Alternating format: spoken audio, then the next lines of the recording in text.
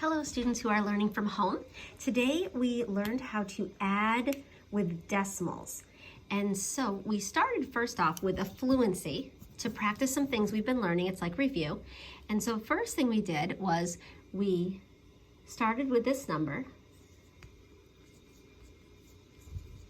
Say the number. 6 and 358 thousandths. How many tenths are in this number? The tenths would be here. That would be 63 tenths. Then what do we have left? 58 thousandths. This is a fluency that we've been practicing called take out the tenths.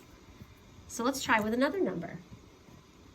I have the number 7 and 354 thousandths. First, say the number. 7 and 354 thousandths. Now, take out the tenths and the thousandths.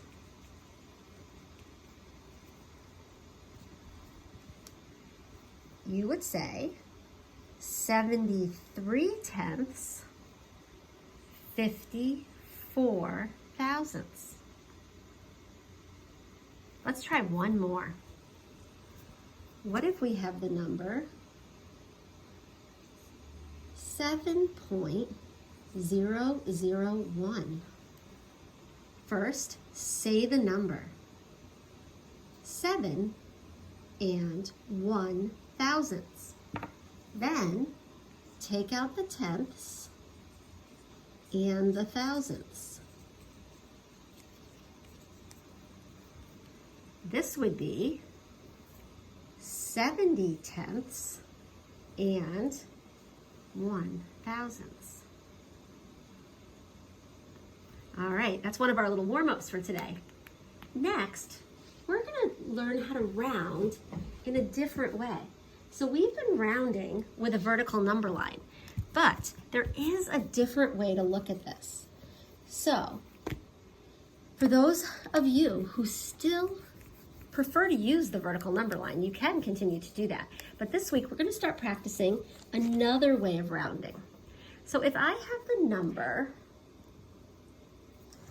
2 and 475 thousandths, and I want to round that number to the nearest tenth, what digit is in the tenths place? That's right, the digit 4. So we're going to round this to the nearest tenths place. Now, if we were still using our vertical number line, we would know we would have 24 tenths, or 2 and 4 tenths. We would count up by 1 tenth, and that would be 25 tenths, or 2 and 5 tenths. We would put in our midpoint, and we would plot that number, 2.475, and we would know which way to round. But the other way to do this will seem really familiar from other things you've learned. We can round to the nearest tenth by looking at the next digit. This digit is a 7. It will tell this number what to do. This is the way we write rounds to.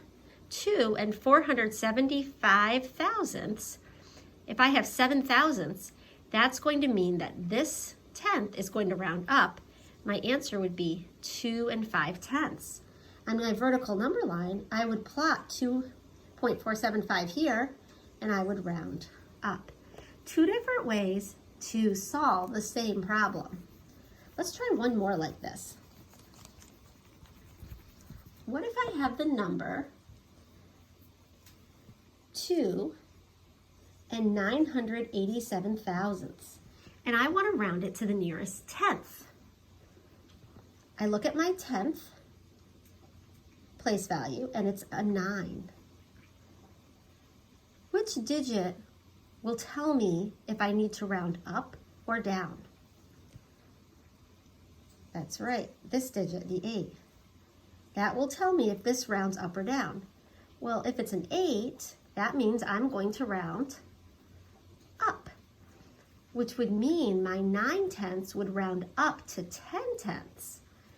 And we know that when we write 10/10, that's the same as writing 1 whole. This number would round to 3, or you could write 3.0, 3 and 0/10. We're going to continue to practice this new way of looking at rounding this week. You learned how to do this on a vertical number line. This number, 2 and 9/10, is in between 2 and 9/10 and 3. You put in your midpoint, you plot your number, 2 and 987 thousandths, and we would round up. Same answer, 2 different ways to do this. Okay, after you watch this video, you can click on the video below this one, and we will do our new lesson for today.